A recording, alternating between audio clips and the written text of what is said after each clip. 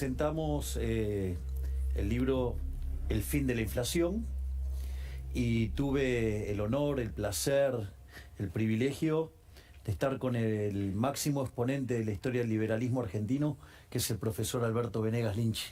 Así que para mí, o sea, no solo presenté mi nuevo libro con mis propuestas para terminar con la inflación, sino que además tener el privilegio de estar junto al máximo coloso de la defensa de la silla de la libertad. El premio Nobel en Economía, Milton Friedman, dice que si es independiente el banquero central del ministro de Hacienda, del presidente o del Parlamento, se va a equivocar independientemente. No tiene salida lo del Banco Central. Javier Milei ya ganó. Ya ganó porque corrió el eje del debate, porque levantó la vara de la libertad, porque puso temas que ahora en la parla política la están utilizando, aunque no estén convencidos de esos principios y de esos valores. Y entre muchas otras cosas, creo que es un cachetazo a la inteligencia que se diga que Javier Milei es la antipolítica, cuando estamos rodeados de la antipolítica hace 80 años. Bueno, escuchábamos ahí, esto es del mes de mayo, cuando Javier Milei presentó su libro, que tiene como prólogo el de Alberto Venegas Lynch, que es el papá de Berti Venegas Lynch, que hoy lo tuvimos aquí, y creo que de Ignacio también. Y tenemos a este prócer, que así le dice Milei, que es un prócer, Venegas Lynch.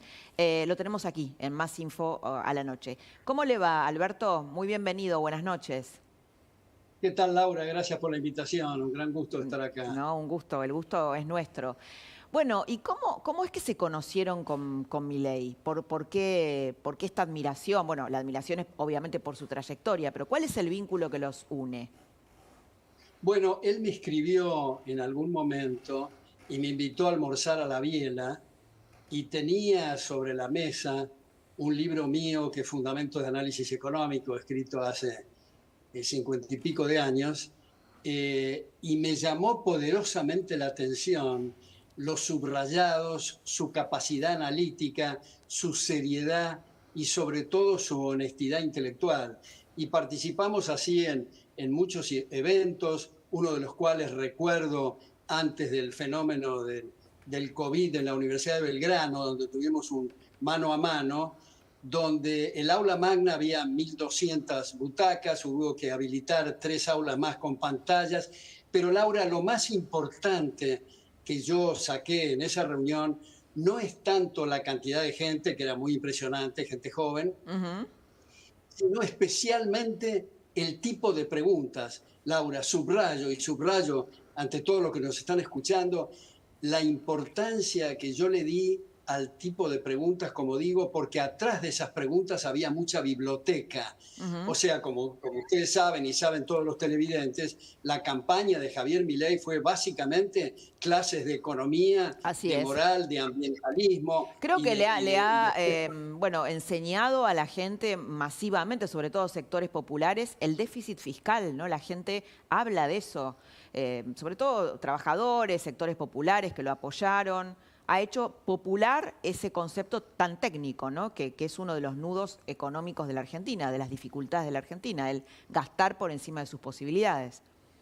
Exactamente, y ahí se me ocurren dos cosas.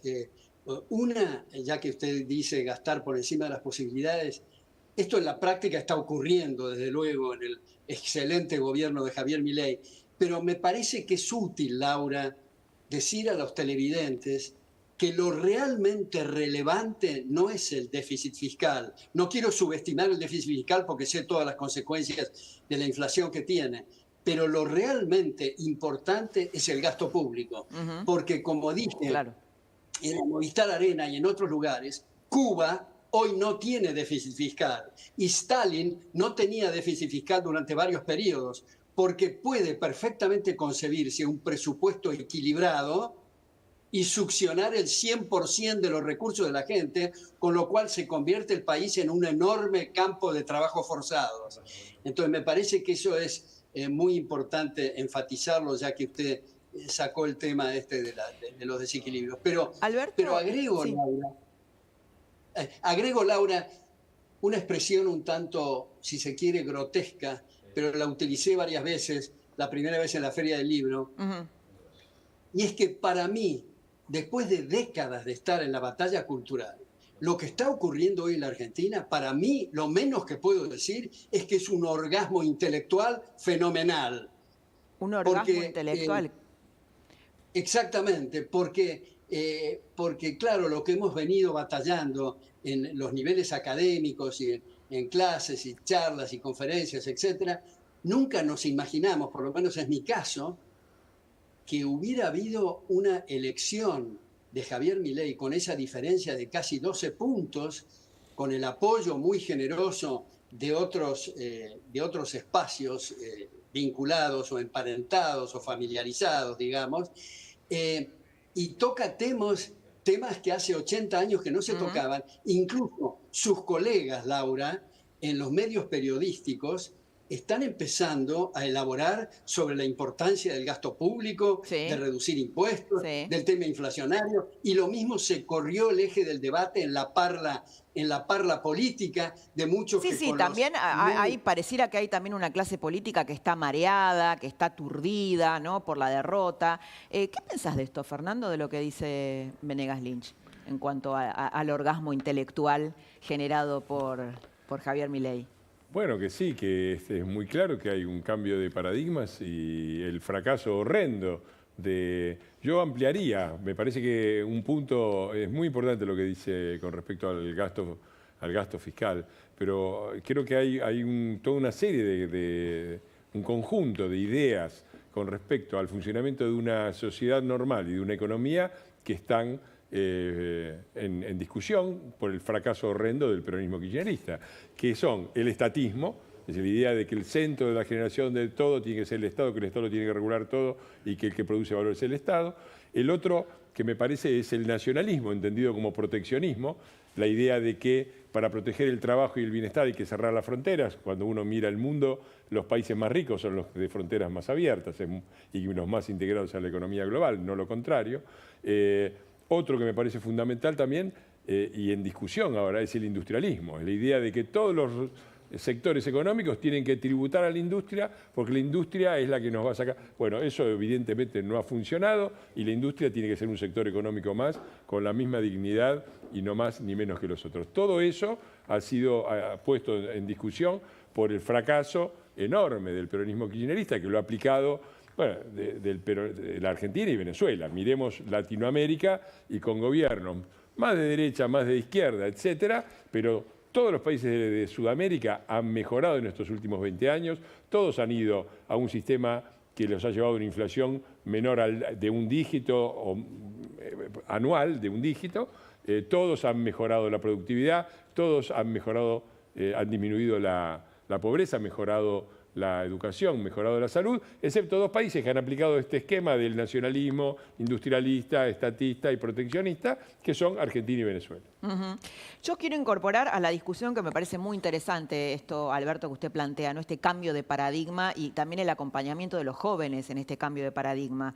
El tema de la confrontación con los privilegios de ciertos sectores, por ejemplo, de la casta sindical, que han condicionado gobiernos, sobre todo no peronistas.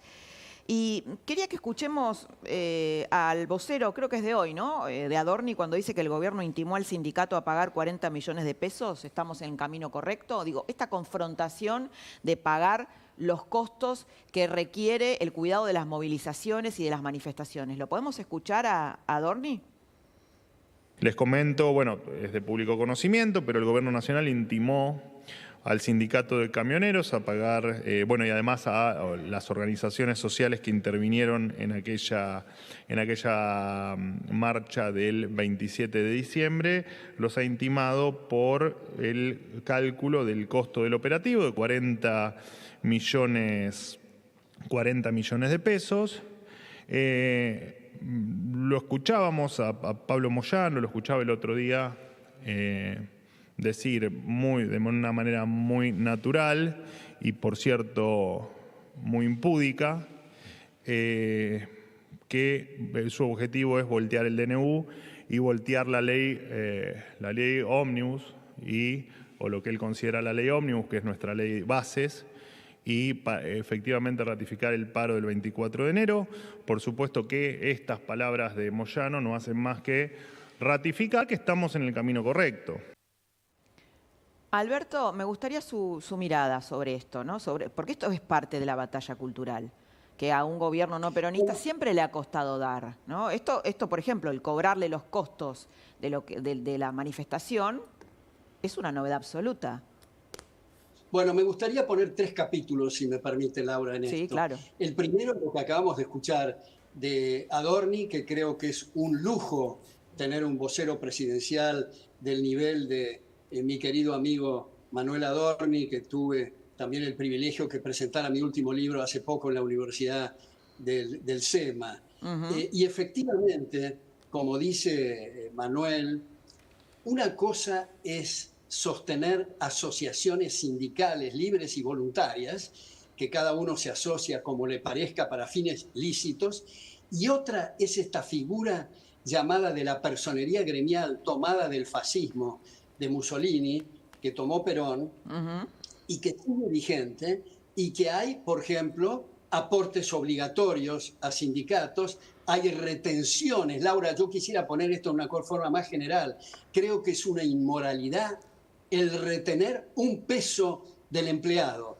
Y en realidad se lo retiene porque se sabe que el empleado no destinaría los fondos a los mismos lugares de los agentes de retención. Así es. Entonces, el agente de retención me parece una inmoralidad. Claro, Todo por el eso tema está de la revirtiendo esto de sindicalistas millonarios y trabajadores empobrecidos. Este modelo nos llevó a este esquema. Exactamente. Y el segundo capítulo es una cuestión más bien semántica que hizo recién Fernando, que suscribo básicamente el aspecto medular de lo que dijo, cuando menciona derechas e izquierdas. Yo creo, Laura, y los invito a los televidentes a meditar sobre esto, que abandonemos ese léxico antiguo de derecha e izquierda que tiene la misma validez que arriba, abajo, atrás o adelante. Creo que lo verdaderamente útil en ciencia política es estatista o liberal. Ni siquiera populismo, porque el populismo oculta cosas para no decir en realidad el eje central, que es el estatismo. Y el tercer punto, Laura, es que usted empezó esta conversación con un video de un libro que expuso, que publicó Javier, El fin de la inflación, sí, donde antes de ayer Javier acaba de ratificar y de subrayar que su fin es liquidar esa fantochada, esa sandez que es el Banco Central. Porque toma un minuto para... usted apoya esa idea también, el cerrar el Banco Central. Absolutamente. Yo creo, he venido de hace 50 años hablando de esto, y por eso lo del orgasmo intelectual. Digamos, los banqueros centrales, por más que sean los más competentes e idóneos del planeta, están embretados en decidir en uno de los 3 canales. ¿Qué tasa emitir, qué tasa contraer o dejar igual la masa monetaria? Cualquiera de las 3 cosas que decida va a estar alterando, desdibujando, prostituyendo los precios relativos. Y si alguien dice, bueno, no exageremos, supongamos que el Banco Central, los banqueros tienen la bola de cristal y van a hacer lo mismo que hace la gente. La respuesta es, ¿para qué diablos se meten si van a hacer lo mismo que hace la gente, ahorrando honorarios? Alberto, ¿qué chances de éxito cree que puede tener, en tanto ustedes, de algún modo, se lo decimos amablemente, ¿no? Su gurú, así por lo menos pareciera que sale de la relación que él tiene con usted, inclusive él mismo me lo contó, el propio Milei, entre los economistas que él admiraba. ¿Qué éxito tiene Milei de domar la inflación? ¿Y en cuánto tiempo? ¿Qué grado de éxito? ¿Qué grado de posibilidad de éxito? Bueno, yo creo firmemente que va a tener éxito. No tengo la bola de cristal, la futurología no es mi especialidad, de manera que no quiero decir cuántos meses. Sé que se están haciendo grandes esfuerzos. Se ha recibido un desastre y una catástrofe mucho mayor de la que nos imaginábamos que iban a recibir después de tantos años, porque los últimos años han sido algo realmente extremo en lo absurdo, pero venimos así hace 80 años. Por eso... cuando Alberdi decía, yo me baso en 3 principios, que es derogar, derogar y derogar.